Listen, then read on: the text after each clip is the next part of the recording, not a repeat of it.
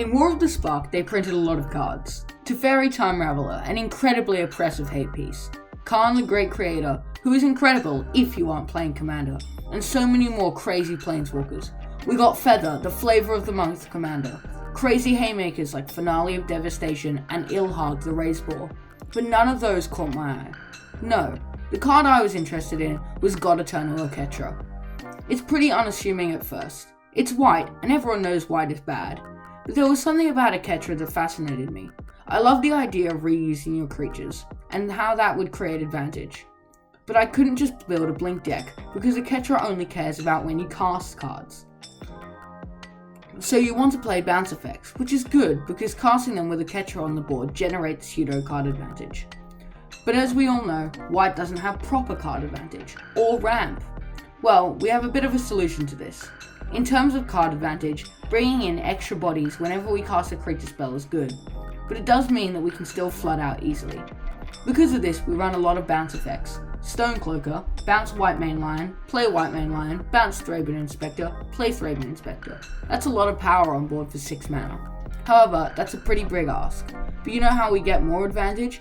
ETB effects. Turns out, casting your creature multiple times is good with Enter the Battlefield triggers. We do also have a few card advantage engines in the very good Bygone Bishop and the alright Dawn of Hope, but this is only 2 cards. So that's most of the pieces for our big cat-shaped puzzle. What are we missing here? Well, the other legendary weakness of white as a colour is ramp. How do we circumvent this? Well, who needs ramp when you can just curve out with the cheap creatures and cast a True Conviction on turn 6? However, for some people, this might not be an option, and acceleration is always good. So we run a bit of artifact ramp and a single card to find some planes in Gift of Estates. But really, we don't need that much ramp. We plan to curve out and cast some weenies, and Cage Sign helps. Now you may be asking, sure, you can circumvent the classical white weenie weaknesses, but it's still white weenie. White weenie is bad in Commander, don't you know? Is that what you're thinking? Okay, that might not be it, but still, white weenies aren't super good when we have to aggro out 3 other players on 40 life. We have 2 ways to do that. The first is Anthems and other various pump effects. The previously mentioned True Conviction is very, very good. Odric, Lunarch Marshal, can give all our creatures keywords like Double Strike or Flying. Cathar's Crusade synergizes with our bounce effects. All the various anthems work well with our token spam weenie strategy. Turning a 1/2 Thraben Inspector into a 5/6 beater is pretty damn good. The second method is tax effects. Now we aren't a stacks deck here. What, do you think I'm some kind of monster? No, instead our taxing creatures are more like a Legacy Death and Taxes list. Thalia, Guardian of Thraben, Vring Whitewing Mare, and Kinjali Sunwing, Spirit of the Labyrinth, and Cathalia, Heretic Cathar are all sweet pieces that don't make the table hate us, but stop the table from going insane too easily. And while you might think that doing this is being a fun killer, when the Nicol Bolas player can't draw 6 cards, you'll be thanking the Oketra player.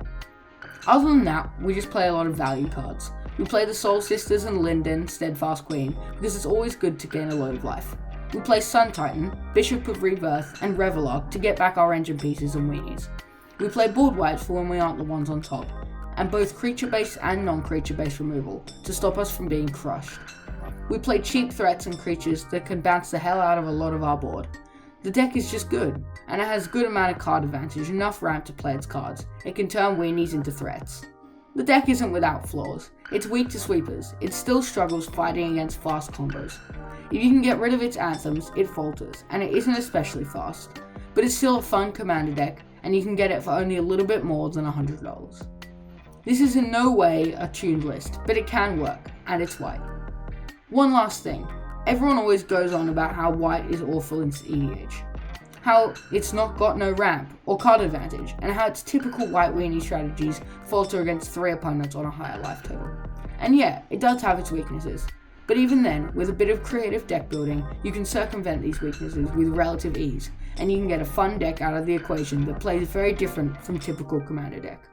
So give Mono White a chance. Brew a deck, play a couple of games, it's good fun. As always, thanks for watching. Bye.